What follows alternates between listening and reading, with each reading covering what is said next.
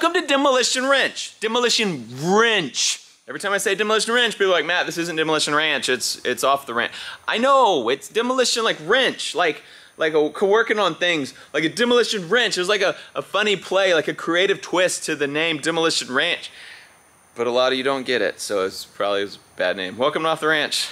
Demolition Ranch, we're sticking with it. I want to say first, thank you to our sponsor, Raycon. Raycon aims to empower go-getters around the world by creating the next wave in wireless audio technology. This is their newest model called the Everyday E25. 6 hours of playtime, seamless Bluetooth pairing, more bass, more compact design, and as you can see, we have blue and black. They also have other new colors. I like them because for one, they look really cool, for two, they sound really cool, and they're super comfortable.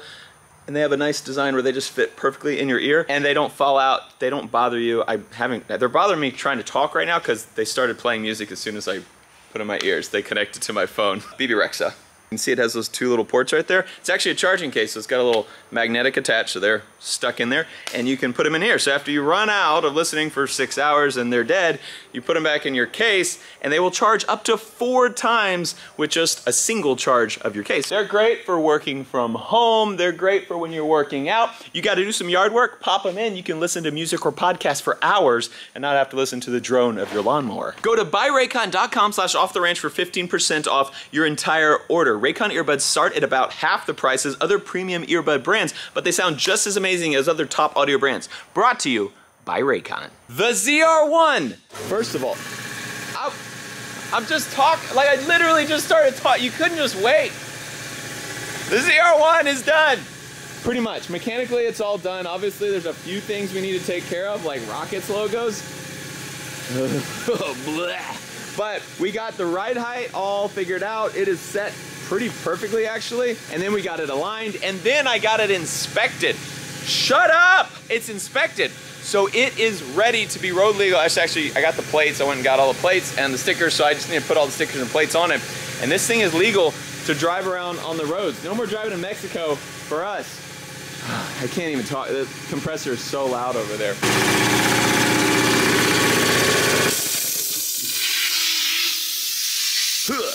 But you guys did not come here for the Corvette. You came here for this, the Bronco, which we have been working on for like 3 years. So people who are new to the channel won't know, but the people who've been here for a while know that that has been a project for a long time that I have just not been able to finish.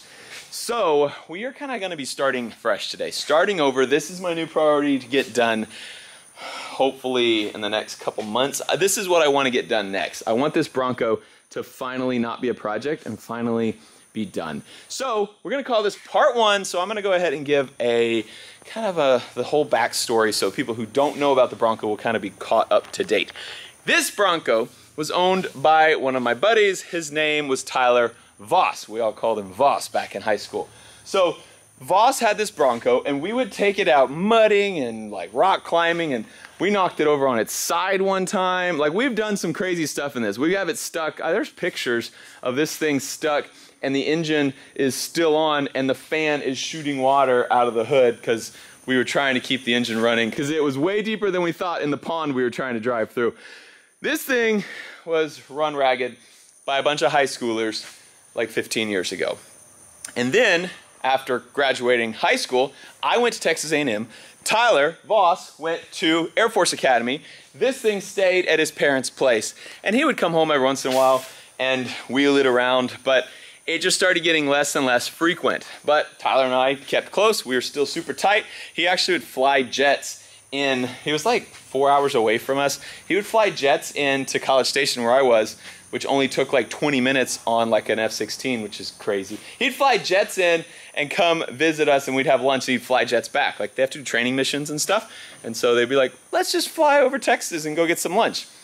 Air Force is crazy. So after graduating Texas A&M, and after he graduated Air Force Academy, we're still close. And then Meredith and I, my wife, well, my girlfriend at the time, we're engaged. We were gonna get married, and Tyler was one of my groomsmen. About 5 years after I was married, Tyler was actually killed in a KC-135 airplane over Kyrgyzstan. He was flying with 2 other Air Force airmen, and their plane went down, killing everyone on board. Very sad. That was the first really close friend that I had ever lost. Shook me pretty good, shook all of our whole group, because it was really the first friend any of us had really lost. It was hard, of course, and especially him dying as a Air Force airman, like, you know, he was doing something heroic, and it was hard on us. And the Bronco, which had been seeing less and less use, then pretty much got no use. It just kind of sat. And so he died in 2013, and it was probably a couple years after that that his brother sent me a text and said, hey, this Bronco has just been rusting out under a tree out on the ranch. Like, and his brother's also in the Air Force. He's like, I can't take it. His brother was up in Alaska. He's like, I can't take it. I can't work on it. Do you want it? And I was like, heck yeah, man, I want that truck. And so my thoughts were, we'll get it, fix it up, we'll have a nice wheeling truck, either for us to use or for his brother to use, someone who knew and loved Tyler to use Tyler's old truck. And then we ended up we started working on it. I actually took it up to the high school auto tech, started working on it, but man, we just couldn't ever finish it. Either I didn't have the time or the auto tech didn't have the time. They had curriculum, and it just, certain things got done. You'll see the frame has all been painted. The frame is all clean. We ended up getting some other axles. These are off an 05 F350. So we put some bigger, beefier axles under this thing. You can see we have new Vision wheels. We have new BF Goodrich tires. We have new slotted and drilled rotors and brakes from Power Stop. We have a new transmission from Monster Transmission. We have a new Atlas transfer case. We have a brand new 427 engine, which I had built at a local shop now probably 2 years ago. Still brand new. It's just been sitting here, not in the truck. But we still have so much work to do, which is part of the problem. Like, we got into this and it was just like so many things were wrong with this truck that we just ended up taking everything apart. This thing is totally stripped down. It is sitting on the frame, but it is not actually hooked to the frame. We're gonna have to pull the body off the frame today, actually. And as you can see, it's just gonna be a lot of work. A lot of stuff has to go into this truck to make it back to a running truck, street legal truck, and just a rock climbing mudding machine, which is what we want to do with this thing. Make it epic, make it something that Tyler would look down on and smile. That is our plan today. Well, not today, that's our plan in the next couple of months. Today, we just gotta get going on it.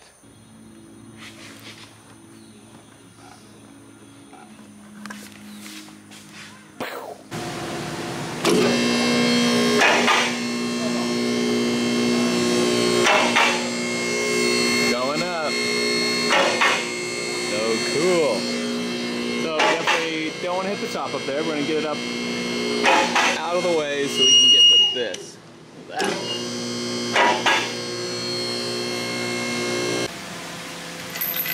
We're going to lift up the engine now, which now that I think about it, we've never actually taken this engine off the crate. We got it from the shop on the crate, so I've never pulled it off. So we're going to lift it up and then hook the transmission up to it, hook the transfer case up and everything. I think we'll actually just do transmission first and drop it all on the frame. We wheeled the frame out here, drop it over on the frame, and then hook the transfer case up, get it all weighted down. Just trying to kind of mock it up. We got to figure out if the headers fit. We have some old headers. We're going to order some new ones because the old ones are all rusted out. So we're going to just put the headers on there just for mocking up to see how it looks with everything. I think so.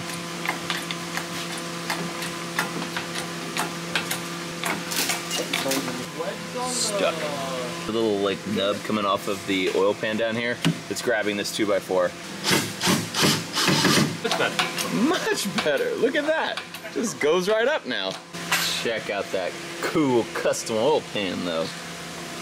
So neat. Already running into some problems here. So this is a motor mount and it goes there and there's how it mounts to the motor. The problem is this is a different motor, much better, beefier motor, but it has these little like, I guess like ribs, these little bosses sticking out here, and that actually hits our motor mount, so I can't pass a bolt through that hole up into the motor.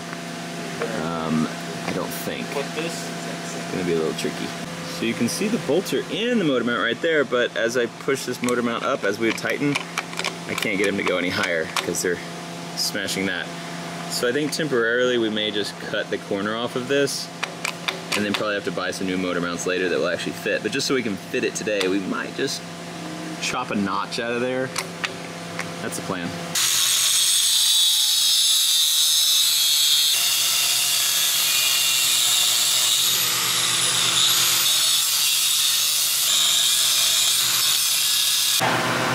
Okay, so very rough cuts, but we just kind of grounded the edge there. I think it's still gonna be fine. Probably we'll look to see if there are any like specific motor mounts that are made for this motor with that little lip there, but they fit now. We'll tighten down, motor mounts are done. Transmission going on. Engine, transmission going up. Now we do have some like random bolts in here because we didn't have all the bolts we needed, but this all has to come out anyway. We don't have a torque converter in there or anything. This is all going to have to come back out. We're just mocking up today, but getting it up, setting her in just a second.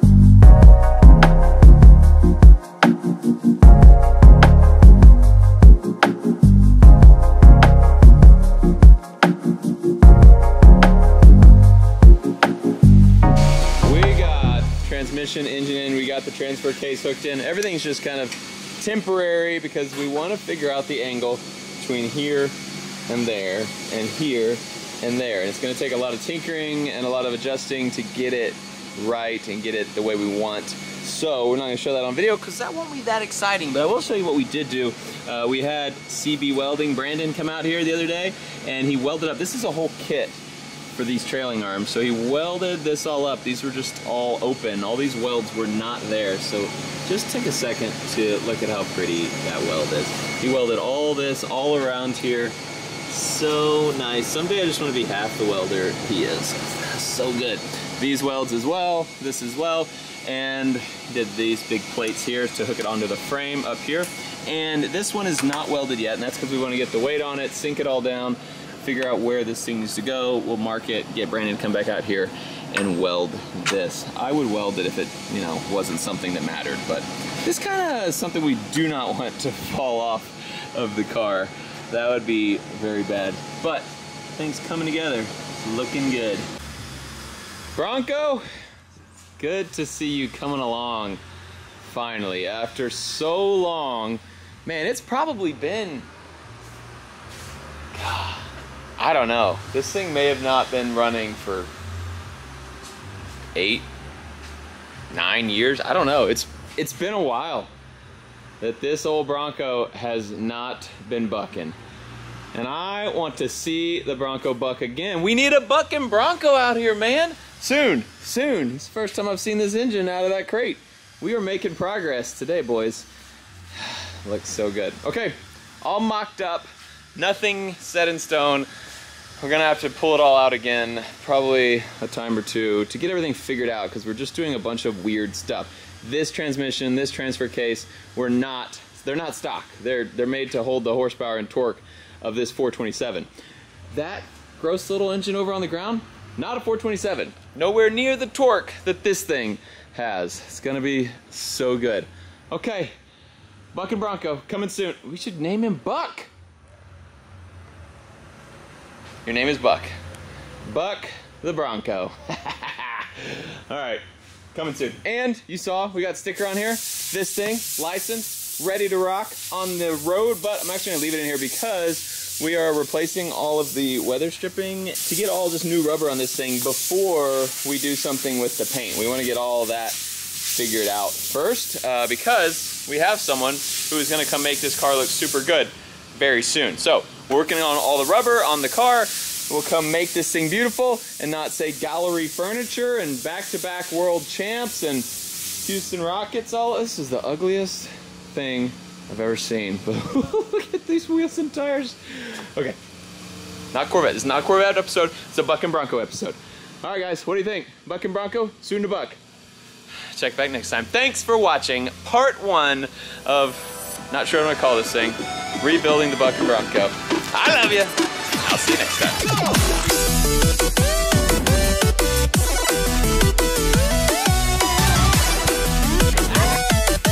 Whoa! Oh. Hey, what camera is that? Number... Shut up! Don't tell Mayor.